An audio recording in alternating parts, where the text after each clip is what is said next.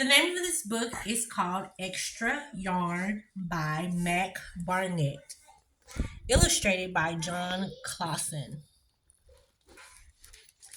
Extra Yarn.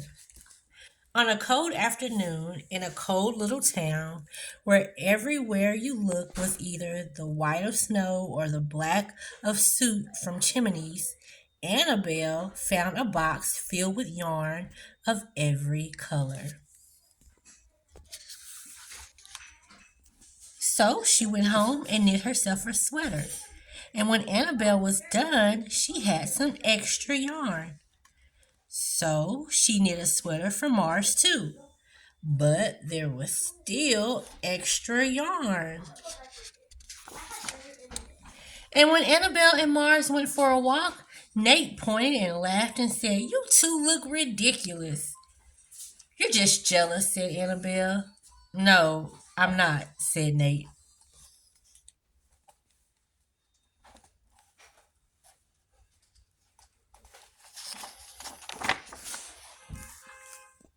But it turned out he was.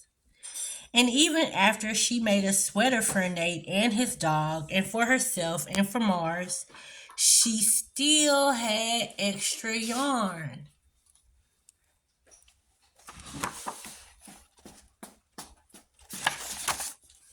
At school, Annabelle's classmates could not stop talking about her sweater. "Quiet!" shouted Mr. Norman. "Quiet, everyone, Annabelle. The sweater of yours is a terrible distraction. I cannot teach with everyone turning around to look at you." "Then I'll knit one for everyone," Annabelle said, "so they won't have to turn around." "Impossible," said Mr. Norman. "You can't." So Nate, the nagging Nate, he's not nice. The teacher is not nice. Why are they hating? They just used to black and white and they don't know nothing about no color. They need some color in their life. And Annabelle is smarter than all of them because she know that they just need some color in their life. And she know when people be lying to her, like, you know you like this one. Stop lying. But it turned out she could, and she did, even for Mr. Norman. And when she was done, Annabelle still had extra yarn. Annabelle found a magic yarn box that goes on and on forever. So she knit sweaters for her mom and dad, and for Mr. Pendleton and Miss Pendleton and Dr. Palmer, and for little Louis. Louis. Somebody. That's a lot of people.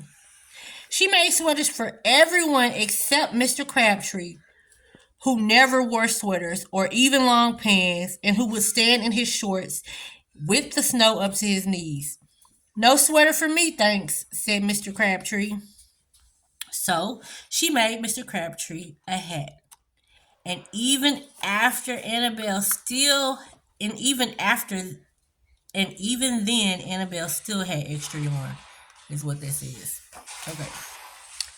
She made sweaters for all the dogs, all the cats, and for other animals too. Soon Annabelle would run out of yarn, but it turned out she didn't. So Annabelle made sweaters for things that didn't even wear sweaters.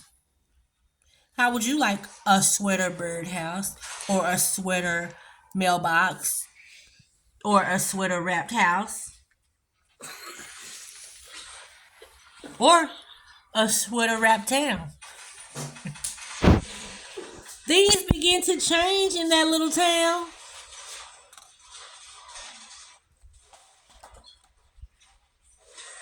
It's going to be hot in the summer. News spread of this remarkable girl who never ran out of yarn, and people came to visit from around the world to see all the sweaters and to shake